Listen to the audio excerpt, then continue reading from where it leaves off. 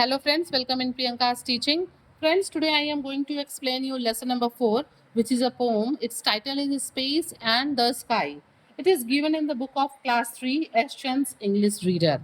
Friends, you all can see that this poem contains 4 stanza.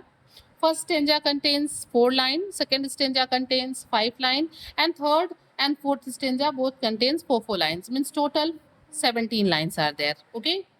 If we will talk about the rhyming scheme, you can say that the rhyming scheme of stanza 1 is AABB. अगर आप stanza 2 को देखिए तो इसमें 5 lines है और इसकी जो rhyming scheme है वो है AABCB. Okay, and again stanza 3 और 4 की भी rhyming scheme AABB है. मीन्स स्टेंजा 1, 3, 4 में AABB एंड स्टेंजा 2 की rhyming scheme AABCB है. Okay, now I want to tell you something about the poem. Okay, friends, this poem invites readers to consider the beauty and complexity of space and its impact on our understanding of ourselves and our place. Okay, what is our place? Our place is Earth in the universe. Okay, before starting the poem, we will go through the introduction, which is given on the same page only. Have you ever wondered why the sky appears blue in the day but black at night? यहाँ पे जो है author हमसे कह रहे हैं, poet हमसे कह रहे हैं कि क्या कभी आपने सोचा है कि ये जो स्काई है वो दिन के समय में नीला और रात को जो है वो काला क्यों दिखता है? Do you notice the way the moon changes it's shapes and colour? क्या आपने कभी नोटिस किया है कि जो मून है वो हमेशा अपने शेप को चेंज करता रहता है, अपने कलर को चेंज करता रहता है?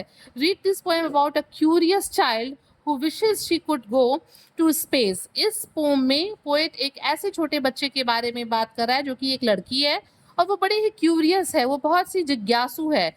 वो स्पेस को देखती है और सोचती है कि ये डिफरेंट डिफरेंट जो चीज़ें हैं वो क्या हैं, ये क्यों अपना शेप चेंज करते हैं, ये दिन में दूसरे कलर में और रात में दूसरे कलर में क्यों दिखाई देते हैं. Okay friends, now I am going to explain you the poem stanza wise, so please be with me and let's start. I wonder why the sky is blue. Why does the sun appear yellow? I have no clue. यहाँ पे जो छोटी बच्ची है जो कि बहुत ही curious है, वो क्यूरियस गर्ल कहती है कि मुझे आश्चर्य हो रहा है कि ये आसमान का रंग नीला क्यों है. I wonder why the sky is blue. Why does the sun appear yellow? I have no clue. और वो कहती है मुझे बिल्कुल भी आइडिया नहीं है, मुझे इस बात का बिल्कुल भी कोई क्ल्यू नहीं है, मुझे कोई इस बात का सुराग मेरे पास नहीं है कि जो ये सन है वो क्यों हमें पीले रंग का दिखाई देता है. I marvel at the moon changing its shape but every night I like to sit and gape. अब यहाँ पे बच्ची कहती है I marvel at the moon changing its shape, कि मैं बड़ा ही एडमायर करती हूँ इस मून को जो हमेशा क्या करता है, अपने शेप को चेंज करता रहता है और हर रात का शेप चेंज होता है और मैं बैठ के बहुत ही वंडर्ड होके अपना मुंह खोल के इसे क्या करती रहती हूँ, देखती रहती हूँ. मीन्स जो गर्ल है ना वो अब स्पेस में देखती है और इसमें सन और मून उसको दिखाई देते हैं. सन के कलर से, मून के शेप से, उसके चेंजिंग शेप से, स्काई के कलर से वो बड़ी क्या है, वंडर्ड है. और वो बैठ के गेप यानी कि आश्चर्यचकित होकर अपने मुंह को खोल के ओपन माउथ करके वो आसमान में ऊपर देखती रहती है. फ्रेंड्स, आपको पता है ना हमारा जो यूनिवर्स है वो बहुत बड़ा है और इसमें बहुत से सेलेशियस बॉडीज हैं. सन है, मून है, एस्टेरॉइड्स हैं, मेटियोर्स हैं, कॉमेट्स हैं. ठीक है, डिफरेंट डिफरेंट प्लैनेट्स हैं जो सन के चारों तरफ ऑर्बिट्स में घूमते रहते हैं. ठीक है, now come on the second stanza. I wish I could go to space, be seated in the space station for many days. अब यहाँ पे जो बच्ची है वो अपने एक विश को यहाँ पे जाहिर कर रही है, अपनी एक इच्छा को जाहिर करते हुए कहती है कि मतलब मेरी इच्छा है कि मैं स्पेस में जाऊँ. ठीक है, B seated in the space station for many days, और कई दिनों तक मैं वहाँ ऊपर स्पेस स्टेशन में बैठी रहूँ.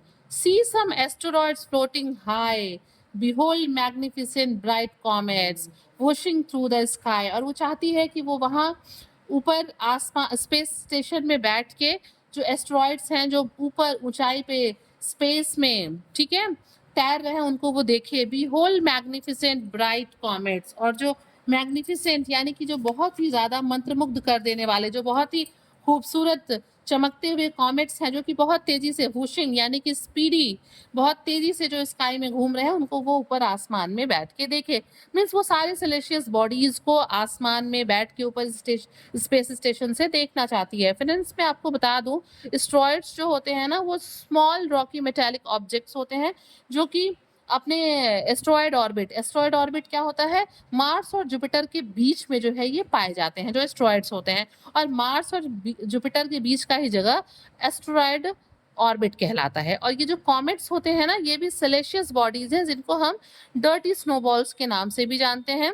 ये जो हमारे कॉमेट्स होते हैं वो आइस, डस्ट और स्मॉल रॉकी पार्टिकल से बने होते हैं, ठीक है ना। तो जो छोटी बच्ची है वो ये ऊपर पूरे स्पेस को देखने के बाद, सन के कलर, मून के शेप, स्काई के कलर के देखने के बाद सेकेंड स्टेंजा में वो विश करती है कि काश वो ऊपर स्पेस में जाती, स्पेस स्टेशन पे बैठ के ये जो सेलेशियस बॉडीज हैं, एस्टेरॉयड और कॉमेट्स, उनको वो वहां ध्यान से देखती, जो कि बहुत ही खूबसूरत हैं, चमकीले हैं और आसमान में बहुत ही तेजी से मूव कर रहे हैं। Okay, now come on the next and the third stanza of the pome. Mercury is planet number 1. It is the closest to the sun. Mars is planet number 4.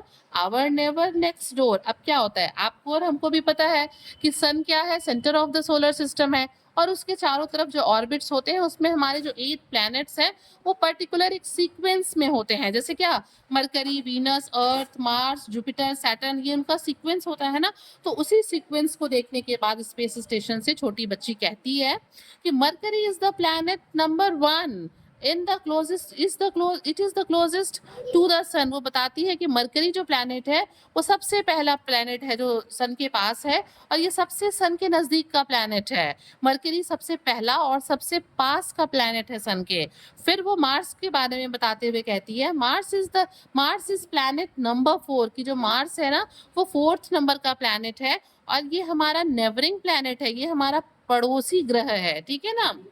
आगे बढ़ते हैं। Our cosmos is such a mysterious place. अब यहाँ पे बच्ची कहती है कि ये जो हमारा ब्रह्मांड है, ये जो हमारा कॉस्मोस है, ये जो हमारा यूनिवर्स है, एक बड़ा ही मिस्टीरियस प्लेस, बहुत सी रहस्य वाला जगह है, इसको हम पूरी तरीके से कभी समझ भी नहीं सकते। It is wondrous in all ways. ये हर तरीके से हम अगर इसको देखें तो ये बड़ा ही आश्चर्यजनक है।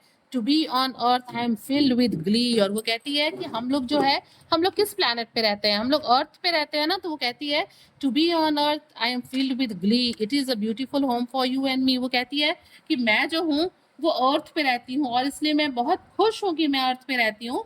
और जो हमारा होम, हमारा अर्थ है, जो हमारा होम प्लैनेट है अर्थ, वो बहुत ही ब्यूटीफुल है, जिसपे हम और आप दोनों ही रहते हैं। मीन्स यहाँ पे जो छोटी बच्ची है ना वो बहुत ही क्यूरियस है, वो स्पेस के, यूनिवर्स की चीजों को देख के बहुत ही वंडर्ड है, और फाइनली वो इस कंक्लूजन पे आती है कि जो हमारा होम प्लैनेट यानी कि अर्थ है वो सबसे ज्यादा खूबसूरत है, और इसीलिए वो बहुत खुश है कि हम यहाँ पे रहते हैं। फ्रेंड्स, आप चाहें तो एक बार यहाँ पे समराइज किया हुआ है एसेंस में, आप इसको पढ़ सकते हैं। और अगर आपको मेरा एक्सप्लेनेशन पसंद आया हो तो प्लीज़ चैनल को सब्सक्राइब करिएगा और वीडियो को लाइक करिएगा। Thank you for watching.